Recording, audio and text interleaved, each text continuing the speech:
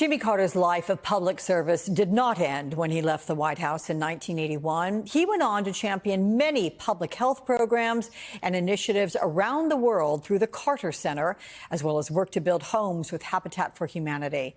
My colleague Andrea Mitchell spoke to President Carter 5 years ago while he was at one of those Habitat job sites, just days, in fact, after he fell at home, leaving him with 14 stitches. Let's listen to some of their conversation.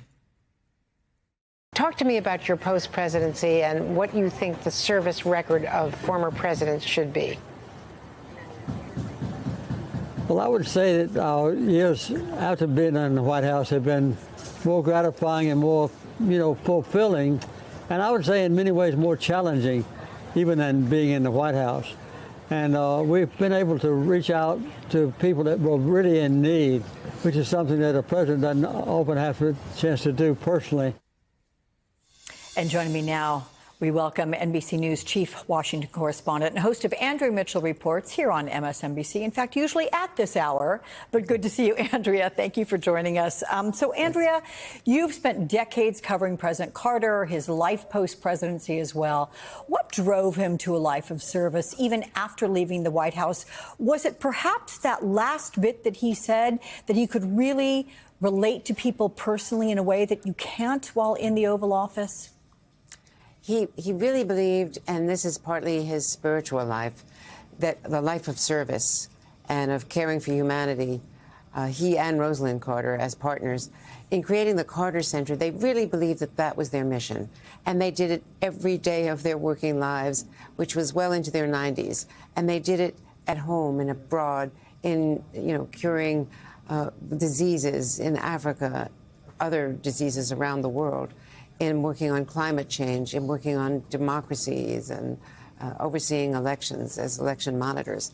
And they were so filled with the spirit of, brotherhood, of trying to do things for other people, that that's what drove them. And you can see him, he had fallen, he had a black eye, and there he is. They built thousands and thousands of houses. They put Habitat for Humanity on the map with their mentorship and their involvement.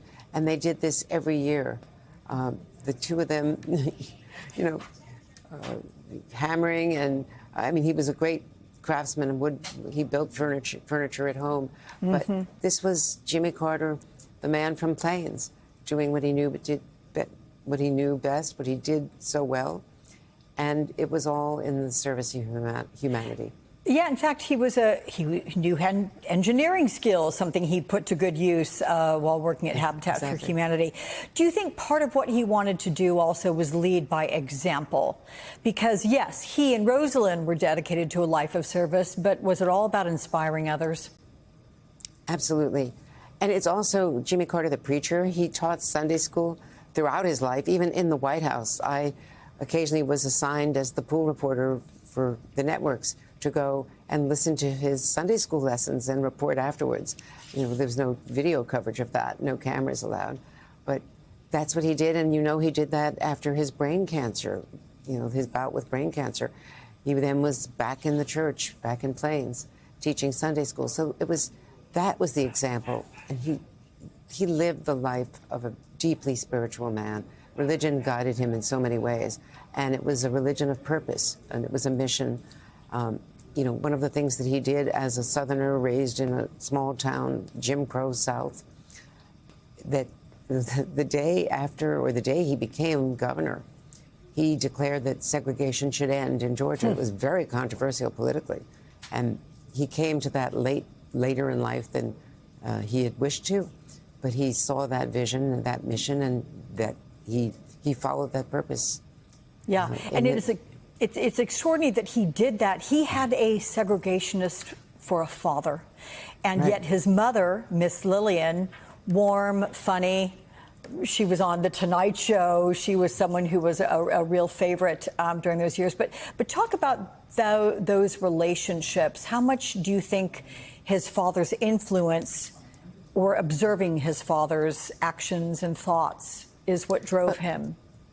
I think a great deal, and I think Ms. Lillian was a huge influence. She was remarkable. She was the spunkiest, most spirited, great lady. I got to know her a little bit. was filling in as a junior correspondent. I went down there for Christmas in 1978 in Plains, and we would go to Ms. Lillian's house first, to the Pond House where she lived, and then to Ms. Alley's house. That was his mother-in-law, Rosalind's mom. You know, Ms. Lillian delivered Rosalind Carter. She was the midwife in Plains. Extraordinary. Which is just remarkable. And then they knew each other through childhood, through kindergarten, and ever since.